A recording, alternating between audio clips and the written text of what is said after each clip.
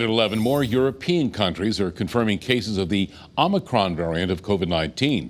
The White House says senior health officials and the COVID response team are now monitoring the latest updates on the new variant.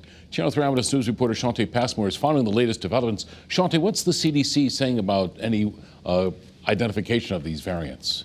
Well, Kevin, at last check, it's reporting there are no cases of this variant in our country to date.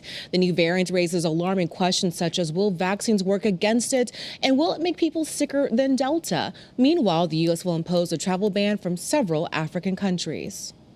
Dr. Anthony Fauci says the new COVID-19 variant identified just a few days ago in South Africa may already be in the U.S. I would not be surprised if it is. We have not detected it yet, but when you have a virus that is showing this degree of transmissibility and you're already having travel-related cases that they've noted in Israel and Belgium and in other places. Health officials want to determine if the Omicron variant makes people more ill than the predominant Delta strain and whether vaccines will remain as effective.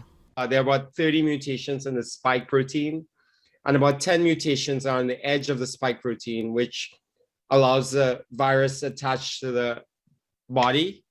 And that might make it stickier and make it look different enough so that antibodies from the vaccine or from natural immunity don't recognize it. After 2 Omicron cases were detected in the UK, British Prime Minister Boris Johnson tightened rules on mask wearing in public and testing for international arrivals. Our scientists are learning more hour by hour, and it does appear that Omicron spreads very rapidly and can be spread between people who are double vaccinated. As more countries announce travel restrictions on southern Africa, airports like in Amsterdam are seeing crowds scrambling to get to their destination. The U.S. will restrict visitors from South Africa and 7 other countries in the region starting Monday.